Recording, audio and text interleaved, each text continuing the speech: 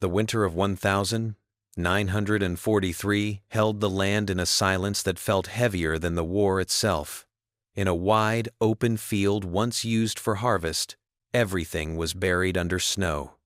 The trees stood motionless, their branches heavy with frost, and beneath that stillness lay hundreds of lives claimed by the front that had passed through months earlier. It was not a battlefield anymore, only a frozen graveyard waiting for recognition. When the fighting moved west, the command turned the area into a labor zone for prisoners of war. Soviet and German captives, guarded by soldiers from both sides in alternating shifts, were ordered to clear what remained of the dead.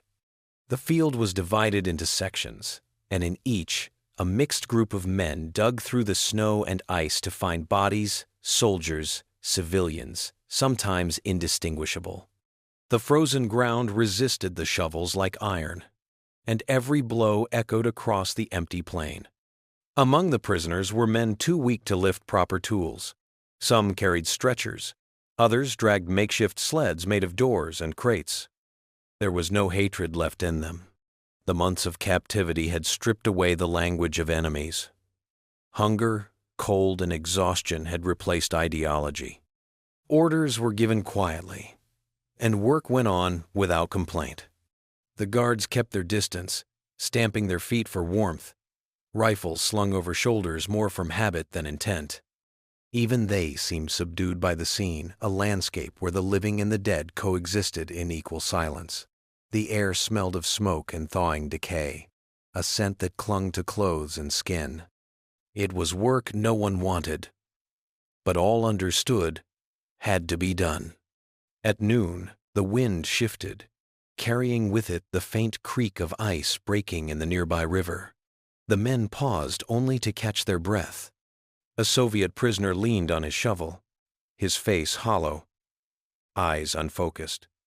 Beside him, a German soldier did the same. Neither looked at the other, but both shared the same fatigue, the quiet, universal weariness of those who had seen too much. By dusk, they had dug a long trench. The ground was too hard to go deeper, so the bodies were laid in layers, wrapped in blankets, sometimes not at all. There were no names to mark them, only the memory of where they fell. The sun sank behind the trees, turning the snow from white to blue, and the men stood together in silence. No words were spoken, no gestures made. Yet in that stillness, something shifted, not forgiveness, but an acknowledgement. The field no longer belonged to any nation. It belonged to the dead, and for a brief moment, the living understood their place among them. The work continued for days without pause. Each morning, before the sun had climbed above the horizon, the prisoners were led from the barn that served as a temporary shelter back to the frozen field. The snow no longer looked white. It had turned gray with ash and dirt. Their breath hung in the air as they formed small teams, some Soviet, some German, indistinguishable beneath the same tattered coats. The guards no longer bothered to separate them. The trench stretched wider now, a scar across the plain. The men dug with shovels that had lost their edges, with spades borrowed from farms, sometimes with their bare hands when the tools broke. The sound of metal against earth was rhythmic, mechanical, almost ceremonial. The task was simple: dig, lift, carry, and cover. Yet within that repetition lay something deeper, the quiet realization that death no longer asked which side one had fought for. Food was scarce. At midday, the prisoners were given a thin soup made from turnips and hot water, ladled into dented tins. They ate in silence beside the trench, staring into the distance as if expecting someone to appear out of the whiteness. When the wind blew, it carried the smell of pine resin mixed with the bitter odor of decay. No one spoke. Even if they shared a language, there were no words for what they were doing. In the evenings, they returned to the barn, where straw served as bedding.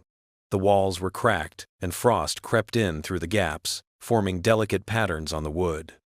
The men slept fully dressed, boots still on, too cold to remove them.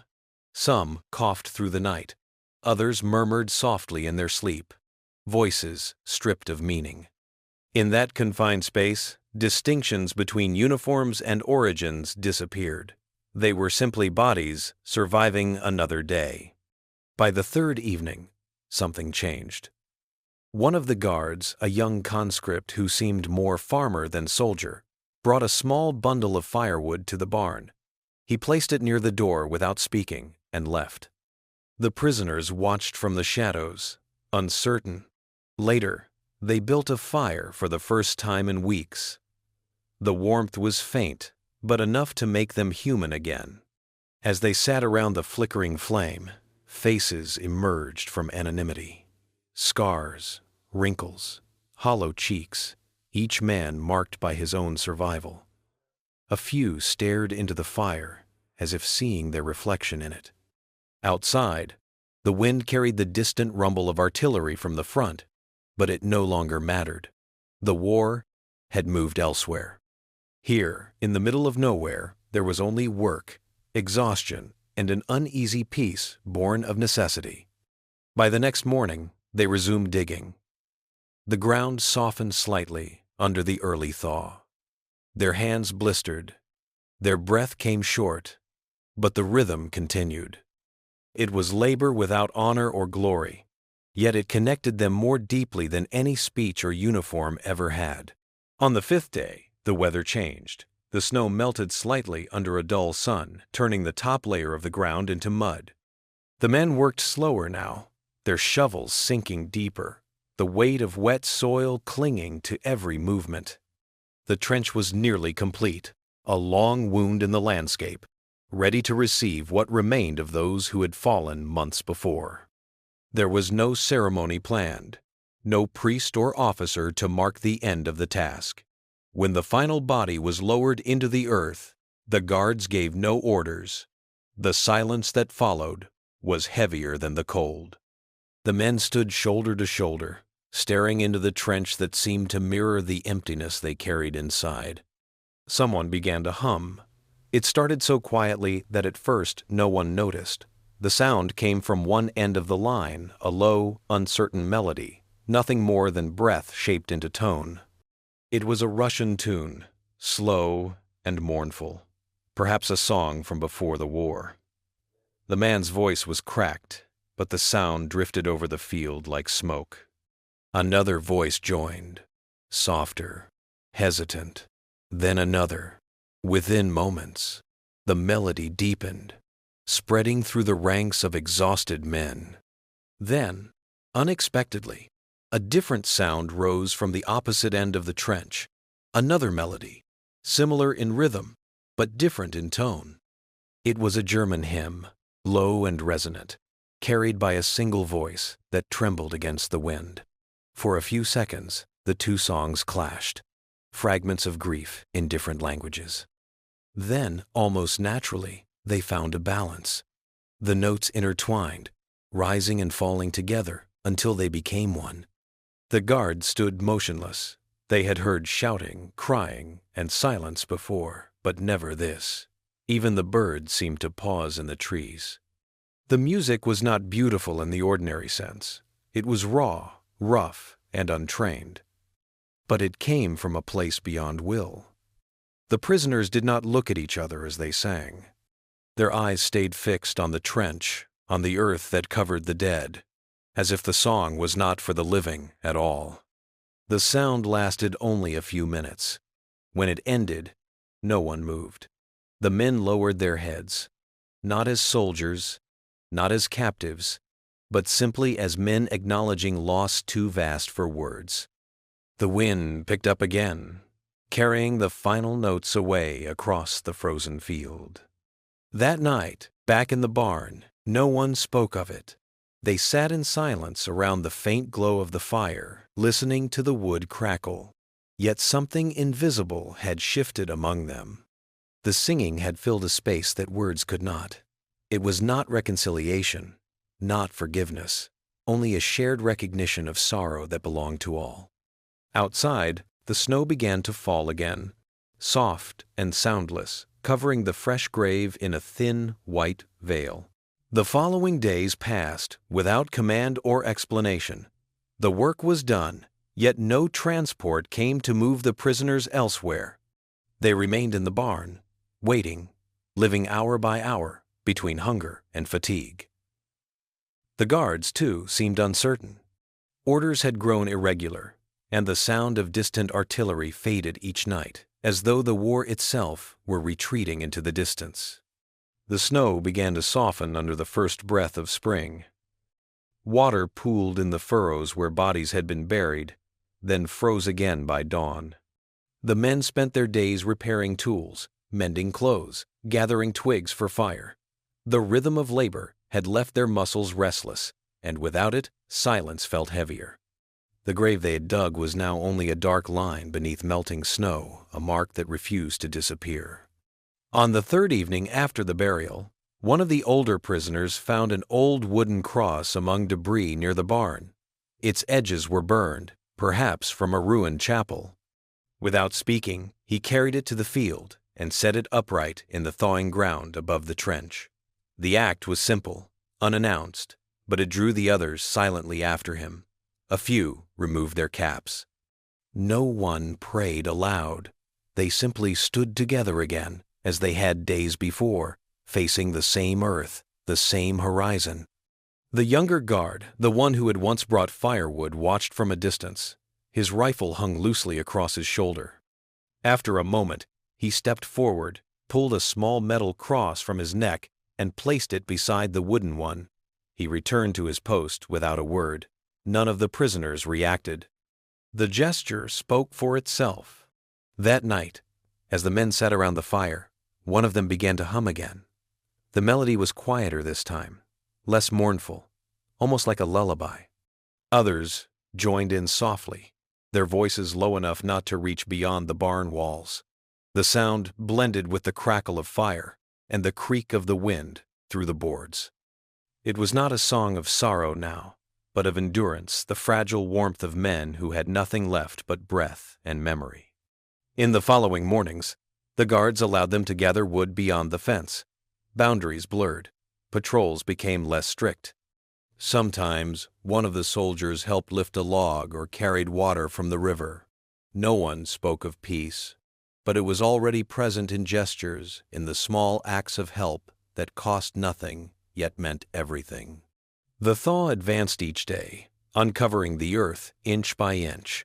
The snow receded from the mounds, revealing patches of brown grass beneath. The world was waking slowly from its long paralysis, and so were the men. The graves no longer looked like endings, but like part of the landscape, a reminder of what had been endured together. For the first time in months, the air carried the scent of soil instead of ash. By late March, the river that bordered the field began to thaw. Sheets of ice drifted downstream, breaking apart with low, echoing cracks that rolled through the forest. The sound filled the silence between the men, a reminder that the world still moved forward even when they stood still. Each morning, they watched from the edge of the camp as the water widened, carrying away branches, ash, and fragments of the past season's debris. The prisoners were ordered to build a small footbridge over the narrowest section of the river. It was not for escape, only for practical use to move supplies between the barns and the far side of the field where the ground was drier. The task brought both groups, German and Soviet, to the same riverbank. They worked without guards for most of the day. Only one soldier stood watch from afar, his rifle slung loosely at his side, more a witness than an enforcer. The bridge took shape, slowly planks, scavenged from fences, nails hammered flat, ropes twisted from straw and cloth. The work was quiet, precise. When the men lifted a beam together, no one spoke. Communication came through movement. One gesture, one nod, a shared strain of effort. It was labor stripped of hostility, shaped only by necessity and rhythm. At midday, they rested. The air was sharp but no longer bitter. One of the German prisoners filled a tin cup with water from the river and passed it without hesitation to the Soviet beside him. The other man accepted it, drank, and returned the cup. The act was small, but it bridged more than water. From that moment, the boundary that had divided them seemed less tangible, more like an idea that the thaw itself was washing away. That evening, as the sun dipped low, they finished the bridge. The structure was crude, but strong enough to bear weight. For a while, the men stood watching the river flow beneath it, their breath visible in the cooling air. None of them crossed. It was enough to know it could be done. Later, when darkness came, the sound of the river filled the barn. The guards had retreated early to their own shelter, leaving the prisoners alone. Someone hummed again, a faint tune, almost indistinguishable from the rhythm of water outside. The melody rose and fell, blending with the creak of ice drifting downstream. The others joined in gradually, their voices uncertain but sincere. It was no longer a song of mourning. It was something quieter, an offering to the thaw, to the river, to the possibility that life could still move forward. The men sang until the fire went out and the barn filled with darkness. When they woke the next morning, the first birds of spring had returned to the forest. Their voices, light and persistent, echoed over the field where the graves lay beneath the softening earth. Spring arrived fully by mid-April, though it came softly, without color or celebration. The forest near the field turned damp and green again, and the air smelled faintly of wet soil. The war seemed far away now, only a distant noise that reached them through rumors, none of which mattered. The men had learned to exist inside the rhythm of days that repeated themselves without cruelty or comfort. The guards had changed too. Orders were less strict, voices quieter. The commandant no longer appeared at all. Supplies arrived late, and sometimes not at all. But no one complained. They shared what little food remained, a pot of thin porridge, hard bread softened in water. Hunger made equals of everyone. The field where they had dug the trench was covered now in patches of new grass.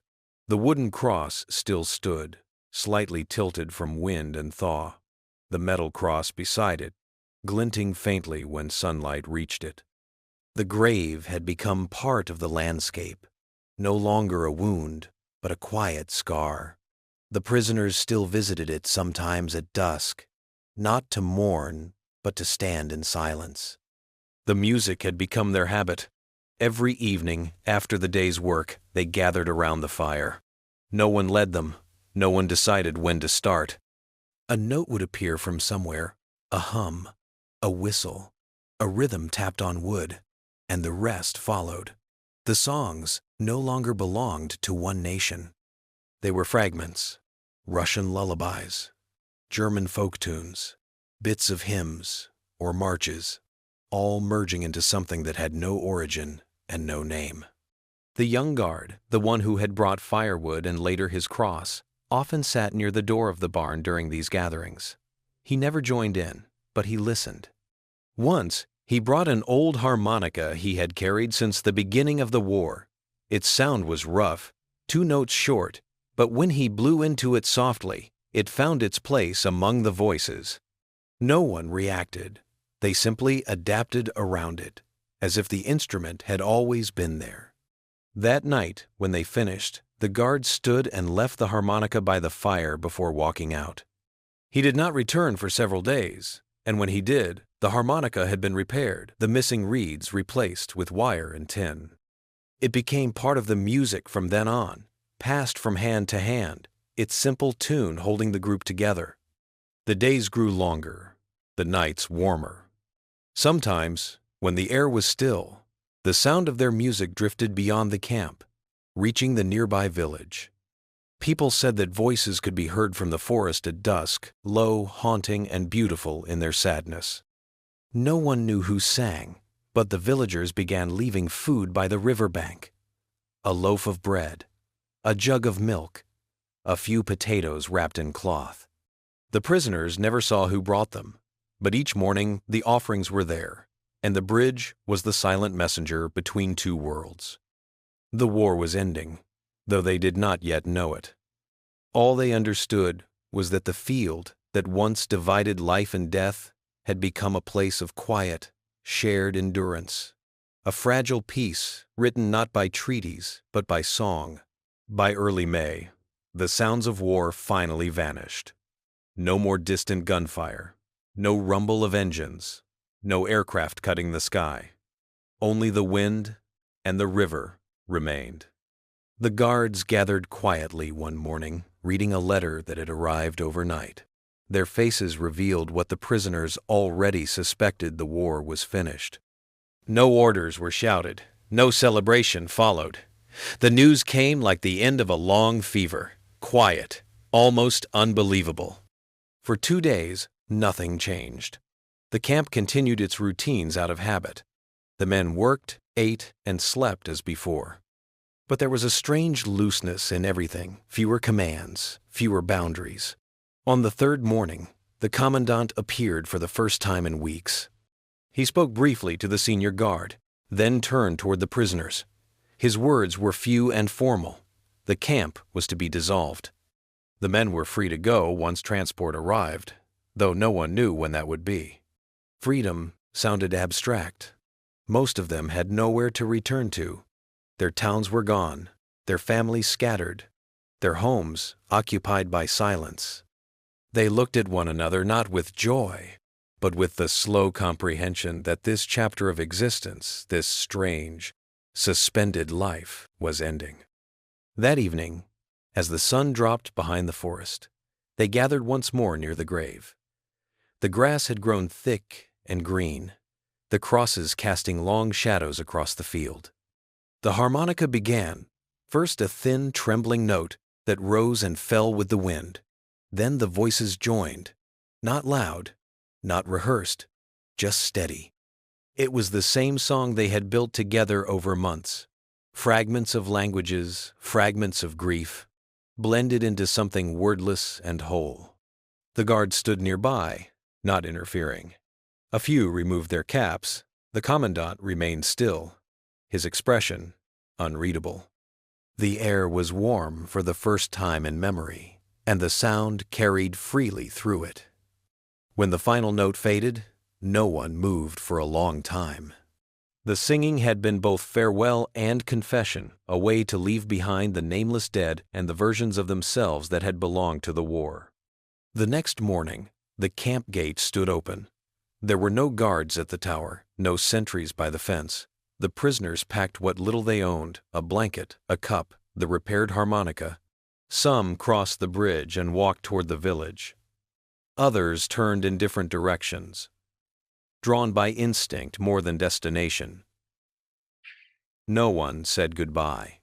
By midday, the camp was empty, except for the graves and the faint outline of footprints in the wet soil. The fire in the barn smoldered once, then went out. The wind moved through the open doors, carrying the smell of earth and pine. The field was silent again, but not the same kind of silence as before. It was no longer the silence of death or despair, but the quiet of something finished. A moment in history closing softly, without witness, except for the land itself. Years passed, and the camp disappeared as if it had never existed. The barn rotted into the earth, the watchtower collapsed in a storm, and the barbed wire rusted into dust. The forest grew back quickly, swallowing every trace of the fences. Only the grave remained, hidden beneath layers of grass and wildflowers. Travelers who crossed the plain saw nothing but an empty field touched by wind. In the nearby village, people spoke occasionally of the spring when music had come from the forest at dusk. They never learned who the singers were or what became of them. The bridge still stood for a few more years before the river claimed it, carrying its broken planks downstream. The villagers built a new one later, not far from the old place, and some said they could still hear faint voices when the wind blew from the north low, human notes that sounded like remembrance. Decades later, a team of researchers from a university arrived to document forgotten wartime sites. They found the faint outline of the trench on aerial photographs and came to study it. What they uncovered surprised him. The graves were orderly, covered carefully, with both German and Soviet remains lying side by side. The researchers took notes, puzzled by the symmetry. There were no signs of execution, no signs of neglect. Whoever had buried these men had done so with care. One of the archaeologists, an older man, stood quietly by the edge of the field while the others worked. He had grown up in the nearby village and remembered his grandfather telling him stories of the music, how the prisoners had sung one night, and how, afterward, the forest had felt different, calmer, as if it had forgiven something. The archaeologist said nothing of this to his team. He simply stood there, listening. As the sun went down, the light turned silver against the grass. The air was still, but it carried a kind of resonance, the kind of silence that is full, not empty. The man closed his eyes and thought he heard it again. A single note, then many, blending and fading into the air. It might have been imagination, or it might have been what remained of that long-ago song, the echo of voices that had once found harmony where none should have existed. When the work was finished, the team placed a small wooden sign at the edge of the field. It read simply, Mass Grave 1943, 1945, Unknown Soldiers. Beneath it, someone added in pencil, almost invisibly, they sang. Over the years, the forest continued to change, but the field remained open, untouched by farming or construction. Birds nested in the trees nearby, and every spring, wildflowers bloomed over the graves in patterns no one planted. Travelers passing through sometimes stopped, sensing something unspoken in the air. They left quietly, unsure what they had felt.